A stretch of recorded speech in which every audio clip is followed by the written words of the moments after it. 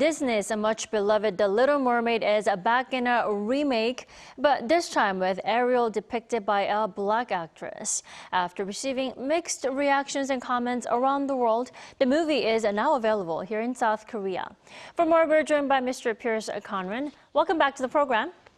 Good morning. Thanks for having me again. Good morning.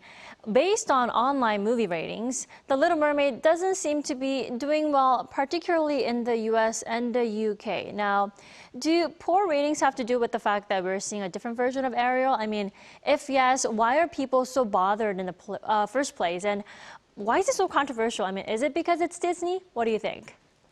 Well, certainly when you have Disney's name on anything, it is subject to quite a bit more scrutiny than other properties might be.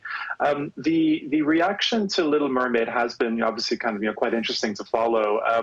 It's one of those films where even before it was released, it was already receiving quite a lot of scrutiny. When Hailey Bailey was announced years ago as the new Ariel, that sparked up a massive discussion. Some people were upset about that. People kind of rewriting, changing IP, dealing with their childhood memories and all that. Even though, of course, this is a story of a mermaid, why should race matter at all? So it was certainly an issue to begin with. Once the film was released, the reactions were not so bad. I think, at least in the West, the critical reaction was somewhat muted. The audience reaction was a bit more positive, not extremely positive, but not bad. And the film has kind of been doing well at the box office there. It's often an issue. Changing the race is kind of issue of gender representation. And you look at a film like Black Panther didn't really have a problem. Of course, that's not changing the race of a character. It's kind of a new character dealing with Black identity. But what about a previous Disney update like Aladdin? That was a massive hit around the world, and its main character, Aladdin, was changed to being a black actor, Will Smith. Of course, there's some asterisks there. Will Smith is a beloved global star, plus Aladdin is, a blue-skinned character. Right. But it is interesting seeing how it's, especially how it's broken down between the West and how overseas, around here in Asia, it's kind of a different issue. Definitely mixed reviews globally, but the movie is surely on a roll. It's made a splash at the box office. It's taking over 163 million US dollars and worldwide in the first weekend of its release. I mean, are we going to continue to see this upward trend?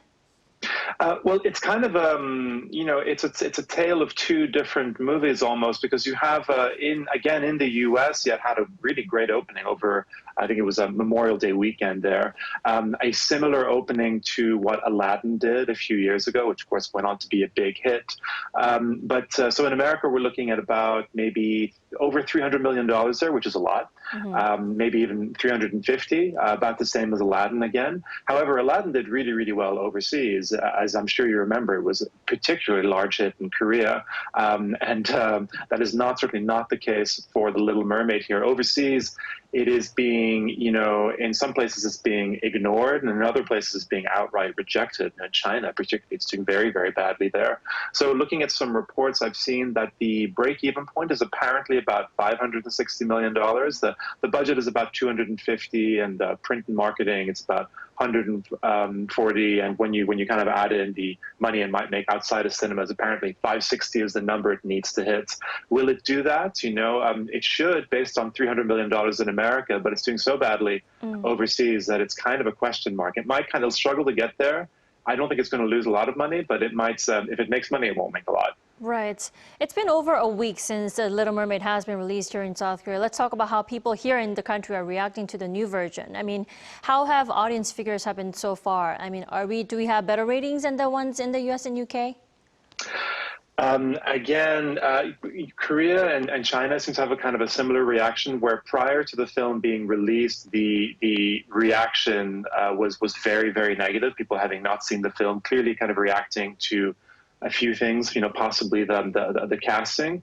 And then there's also just, I think, a huge amount of just disinterest. And the movie is a failure here. There's no question. It's not going to come close to hitting 1 million viewers, which is, a terrible score for a big Disney film, especially in Korea, a market that really loves Disney products. So what's going on? Why isn't it working?